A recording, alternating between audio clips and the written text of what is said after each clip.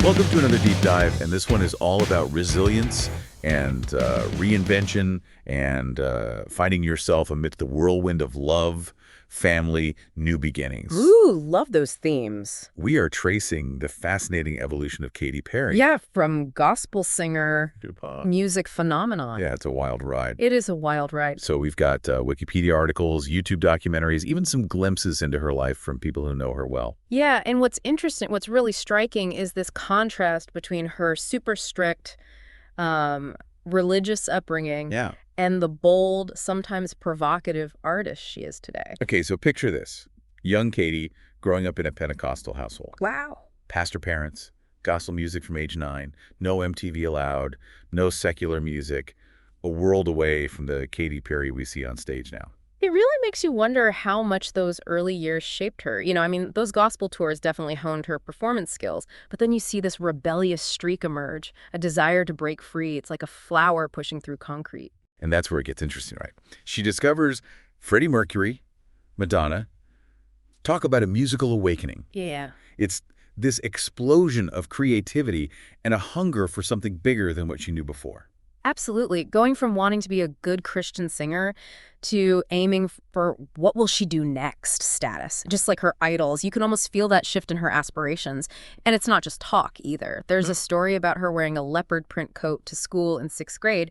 She got teased for it. Wow. But you can tell that she knew that she was onto something, embracing her own unique style. That's Katy in a nutshell. Bold. Confident, not afraid to stand out. Yeah. And that fearlessness takes her all the way to performing, even in her strict Christian school. Wow. So here we have this young Katy overflowing with talent and drive, starting to find her voice. Yeah. But let me tell you, the road to pop stardom wasn't paved with glitter and rainbows. Not even close. The music industry is notoriously tough. And trying to make that leap from Christian music to mainstream pop, that adds a whole other layer of complexity. At 17, she releases her first album, Okay. Katy Hudson, using her given name at the time. Full-on Christian rock. And she even signs with a Christian label, right? This is a key decision. It's almost like she's trying to bridge her past and her future. But even in the Christian music world, the reaction is mixed. Some people love her talent, others question her image, her message, and it doesn't fit neatly into their expectations. And then, bam, she gets dropped by the label. Talk about a blow, especially at that age. Yeah. Most people would be crushed, but not Katy. At 17, she packs her bags and moves to Los Angeles to pursue her pop dreams. That takes serious guts, a refusal to give up. It shows you just how much she believed in her potential. But LA is a whole different beast. You're right. Imagine. Years of struggle, rejection after rejection, trying to get a record deal. What do you think kept her going through all that? It's that spark in her personality, that sassy, fun-loving energy that people talk about. Plus, she had mentors like Glenn Ballard who encouraged her to embrace her experiences, even the religious stuff, and weave it into her music. It's almost like the struggle itself fueled her creativity. Then comes All I'm Selling Is Sex, a song that catches the attention of a new label and marks this major shift in her sound. This is a defining moment. It's a bold, provocative statement, almost a deliberate break from her past. You could argue it's Katy taking control of her narrative, defining herself on her own terms. And with that, a star is about to be born. But her rise to fame came with a whole lot of bumps in the road and some serious controversy. I Kissed a Girl. That song was a game changer, catapulting her onto the global stage, but also sparking a firestorm of debate. From the LGBTQ plus community to religious groups, everyone had an opinion This is a whirlwind. about sexuality, authenticity, and whether it was all just a marketing ploy. What's fascinating is how polarizing those reactions were. Some people accused her of queer baiting, using her sexuality to sell records, while others, even in some Christian circles, saw it as a genuine reflection of her own journey and her struggles with faith. So you have Katy caught in the middle of this cultural tug of war, trying to figure out her own identity while dealing with these massive expectations of what it means to be a pop star.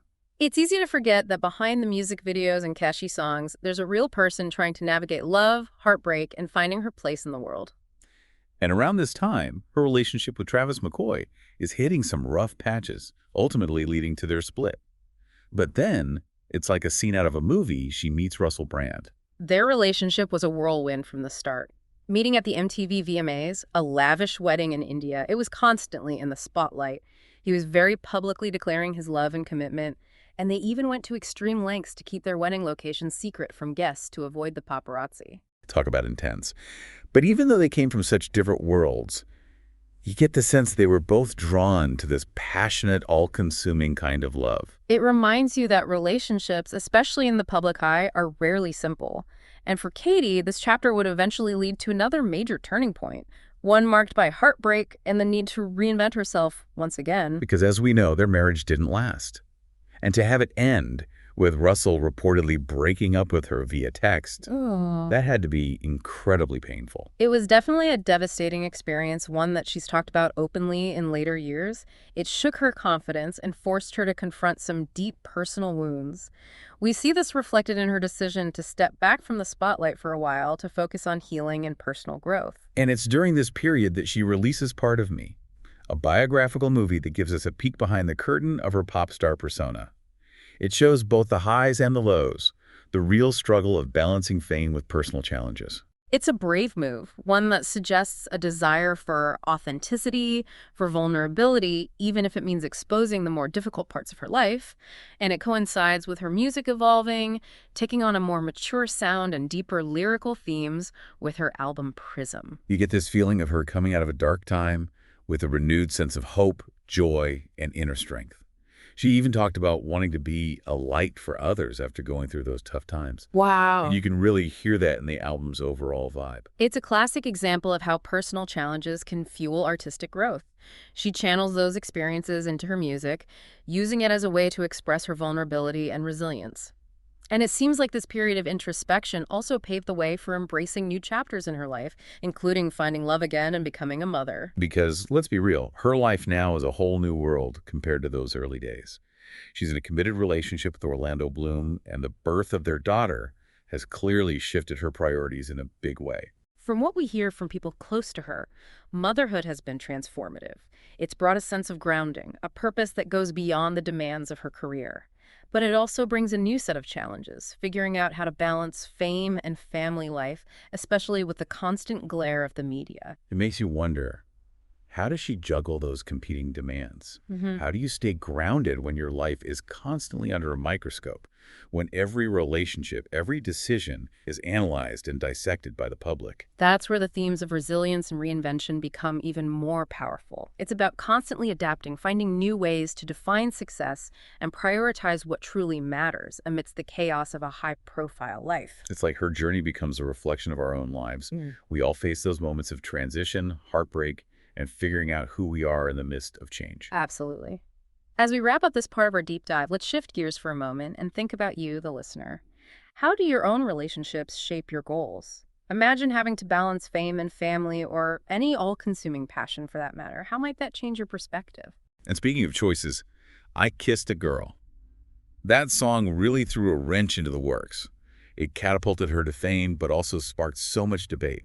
Did you see how people reacted? It was wild, right? It really exposed the cultural fault lines around sexuality and identity. Some people were celebrating it as this anthem of liberation, Right. while others condemned it as provocative and exploitative. Yeah, it was even labeled as queer baiting, which basically means using hints of same-sex attraction to appeal to a wider audience without actually identifying as LGBTQ plus or grand. A lot of people felt like she was using the community for profit. It definitely ignited a conversation about representation and authenticity in pop music. Was it a genuine expression of her experiences or a calculated marketing move? It's still debated today. It must have been intense for Katy finding herself in the middle of that storm. She was still figuring things out personally, and now she's got the whole world weighing in on her identity. It's a reminder that celebrities are human too. They're not immune to the complexities of relationships, heartbreak, and self-discovery. And all of this is happening while she's navigating the pressure cooker of fame. Right. And let's not forget about her relationship with Travis McCoy. It was pretty public, and they went through a lot together before eventually breaking up. Yeah, it's easy to get caught up in the whirlwind of celebrity romances, but at the end of the day, they're just people trying to make it work, just like the rest of us. And then comes Russell Brand. Talk about a whirlwind romance. They meet at the VMAs, get married in a lavish ceremony in India, and he's constantly showering her with public declarations of love. It seemed like a fairy tale, at least from the outside. It was definitely a high-profile relationship. Remember how they went to great lengths to keep their wedding location a secret? Even the guests didn't know until the last minute.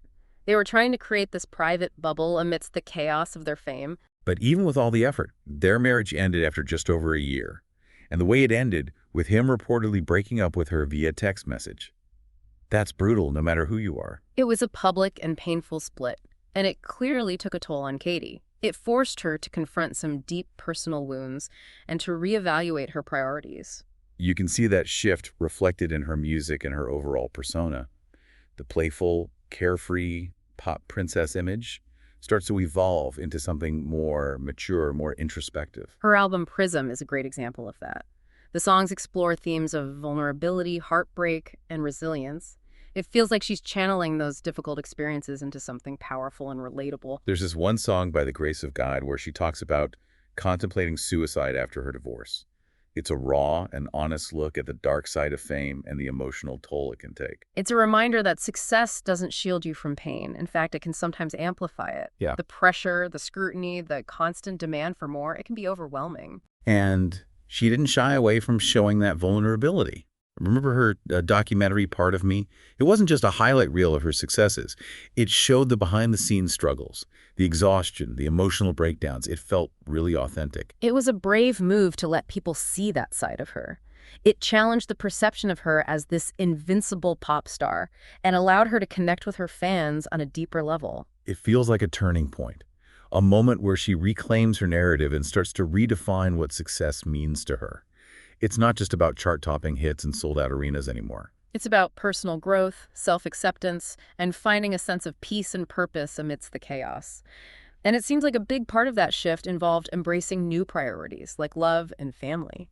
Because her life now is a million miles away from those early days in the music industry.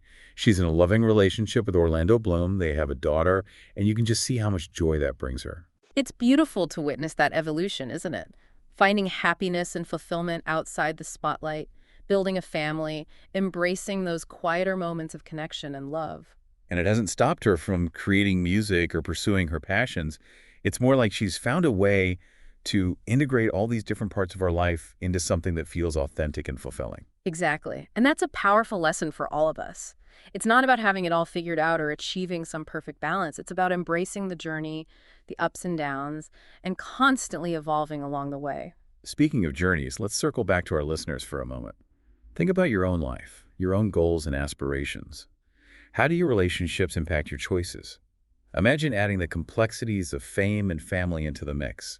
How would that change your priorities? Yeah, it's amazing, isn't it, to see how she's managed to find that balance. She's still this global pop star, but she's also embraced this quieter, more grounded life as a partner and a mom. It makes you wonder what really matters in the end, right? Right. It challenges those ideas we have about what success looks like. Maybe it's not always about chasing the spotlight. Yeah. Maybe it's about finding joy and meaning in the everyday moments, the connections with the people we love. Yeah, because it's not like she's disappeared from the music scene, you know? Yeah. She's still performing, creating, even judging American Idol. Right. It's more like she's figured out a way to weave it all together. Yeah. The fame, the family, the personal growth. And that's what's so inspiring about her story.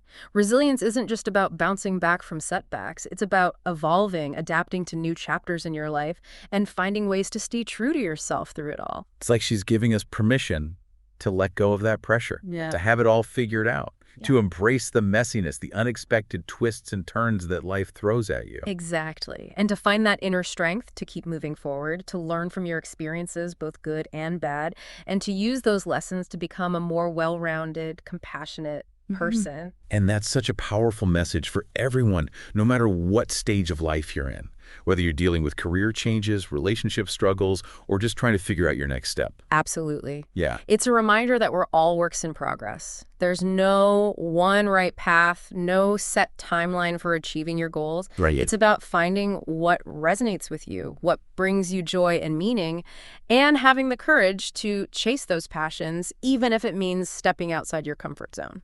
So as we wrap up this deep dive into Katy Perry's incredible journey, we want to leave you with one final thought.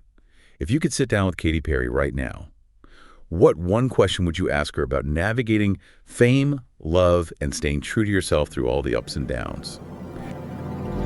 Voice